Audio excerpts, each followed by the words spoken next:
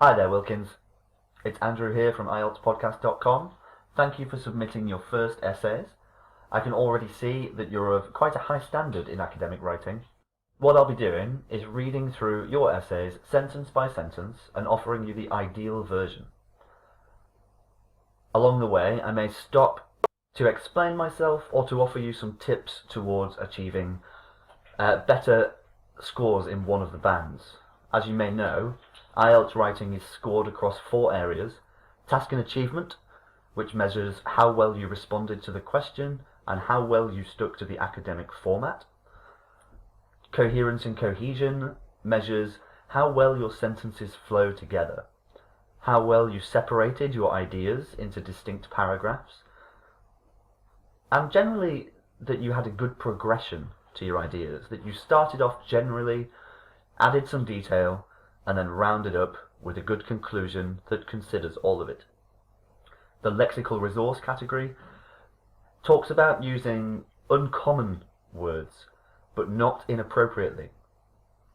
So it's a balance between using, I suppose, the more rare terms that people don't tend to use, but in a way that demonstrates that you really do understand how they are used. What tends to happen in this category is people often use really advanced words without really having studied them properly, and then it looks inappropriate, and that's what the examiner's looking for there. In grammatical range and accuracy, we are looking for a range of sentence structures used, complex sentence structures, not just short, truncated sentences, and also that errors are kept to an absolute minimum. So let's begin. If you hear me read something that is different from what you have written, it just means I would rather you write that. With every essay, if you use my corrections to correct your own work, you will find it much easier to absorb the learning and spot your own mistakes. So, socialization between family members is deemed to be diminishing in modern society, comma, in particular, comma, teenagers and young workers seldom chat, not chart, chat with their parents, plural. I believe the debate centres on the impact of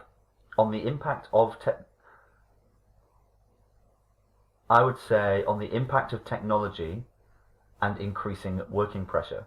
We don't need this. We can just say on the impact of technology and increasing working pressure.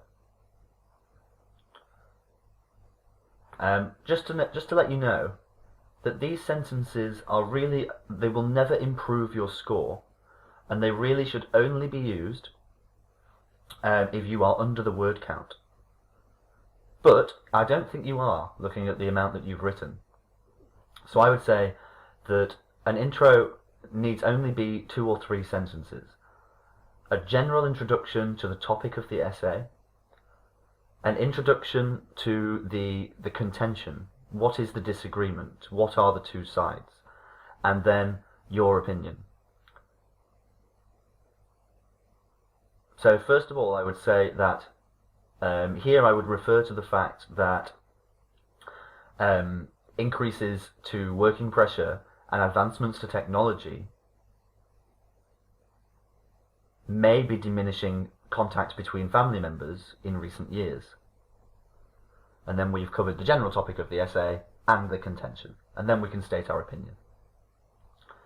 Firstly, socialization in both Western and Eastern societies, plural.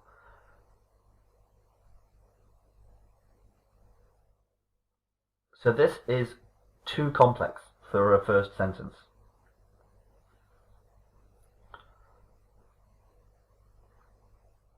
So what we're referring to in this paragraph is advancements to technology having reduced contact.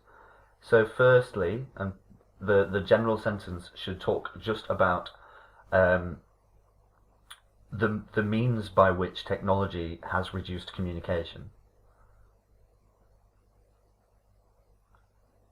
So we could say, firstly,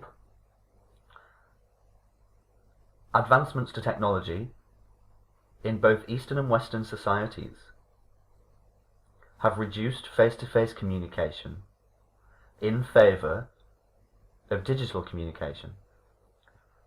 More specifically, social media, digital platforms such as social media and instant messengers have replaced many human interactions, leading to reduced popularity of face-to-face communication. For example, the Australian Computer Society recently announced that the number of users on the social media giant Facebook have grown fivefold in the past 7 years to 1 billion. Statistically speaking, this has replaced 50% of direct human interactions. Therefore, despite the importance of traditional socialization, the internet is undoubtedly a popular means, to connect people. Secondly, young workers. I would try not to use the word always in sentences like this.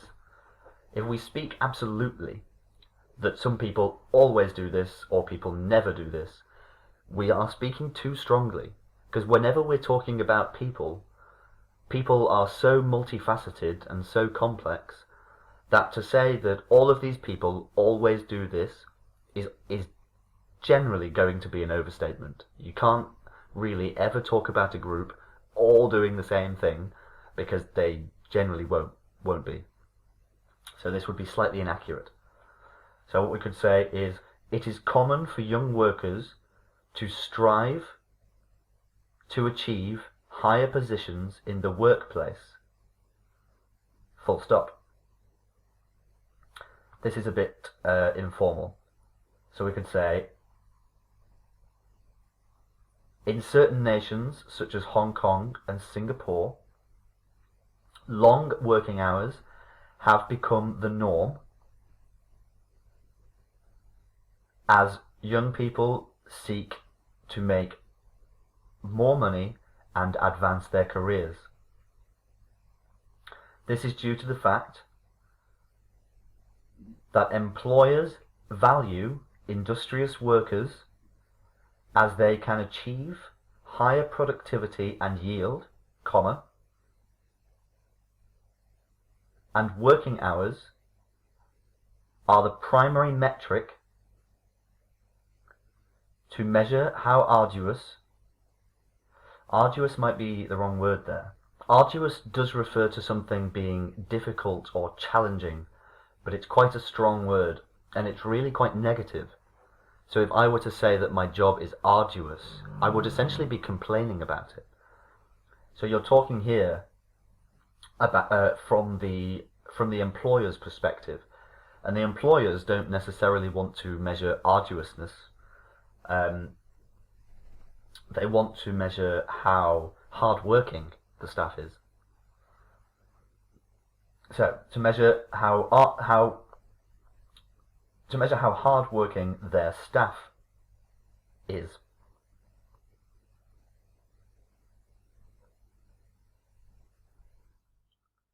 We can leave that there. We don't need to include this extension here. Take, for example, a recent study from the Labour Bureau of Hong Kong, which indicated that working hours increased by 10% over the past 5 years. Full stop. This reveals that people have much less time to socialize with their family at home. Consequently,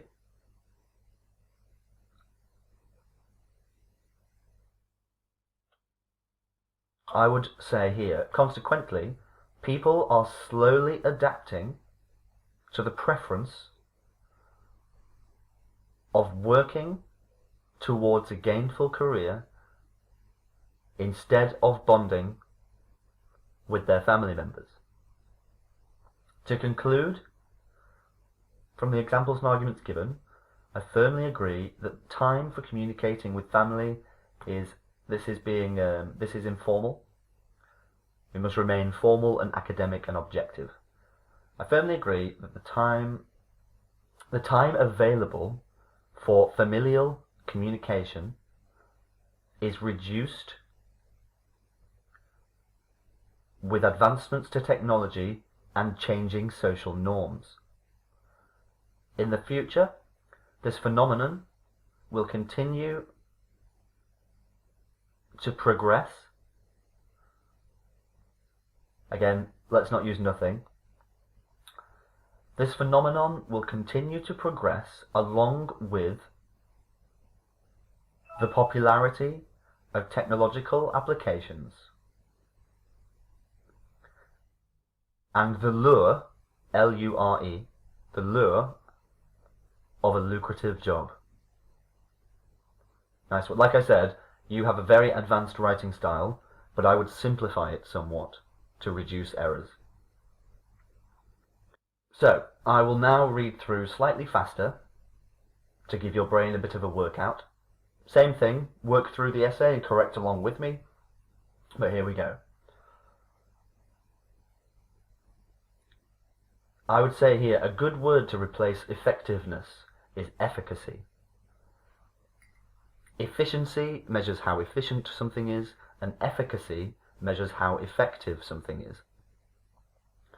So the efficacy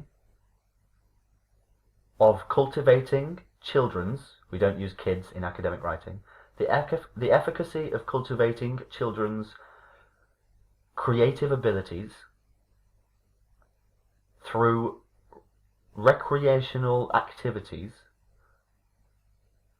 or traditional reading is a prominent research topic.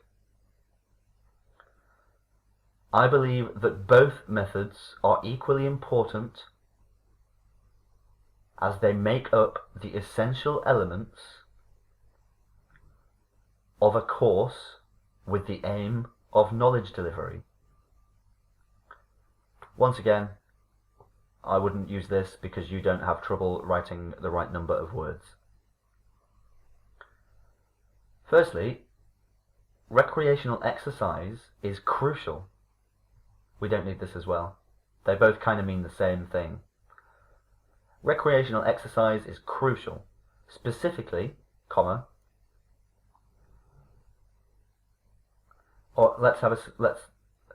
recreational exercise is crucial, specifically in the increasingly complex society that we live in today. This is because it trains children in exploring and adapting to their environment, which is a vital skill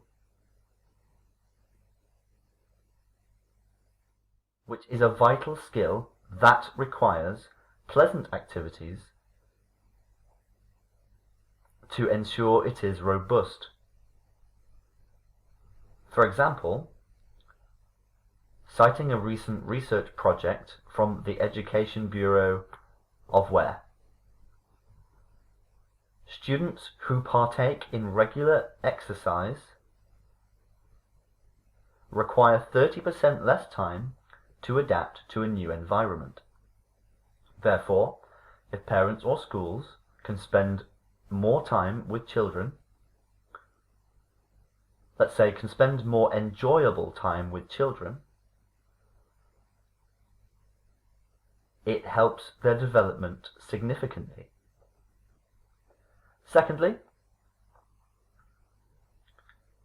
this is not correct here. We could say reading is undoubtedly effective for knowledge acquisition.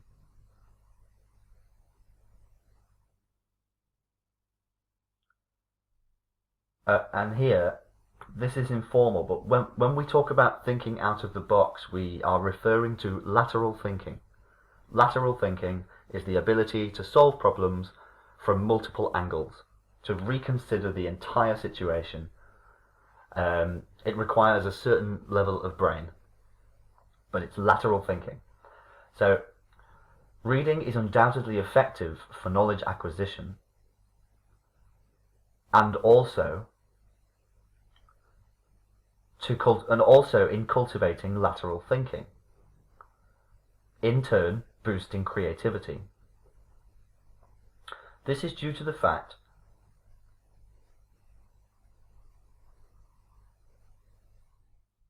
that, let's say here, this is due to the fact that through books, children experience a new and boundless world constituted entirely by their imagination. Take, for example, the Educational Department of the University of Hong Kong revealed lately that students who regularly read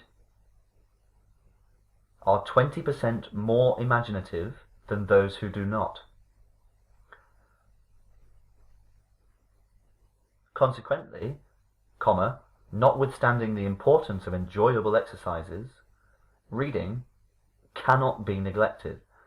Or we could say reading is imperative, or reading is fundamental to the education of children. To conclude from the examples and arguments given, I firmly believe that both enjoyable activities and reading are equally important in the development of children. In the future, educators will have to place equal focus on both aspects to drive to allow children to thrive properly. But there we go. There's your first essays corrected. In one email, please send me your error list. That's a list of all the mistakes you made, as well as your corrected essays and your new essays. All the best, Wilkins. I'll speak to you very soon.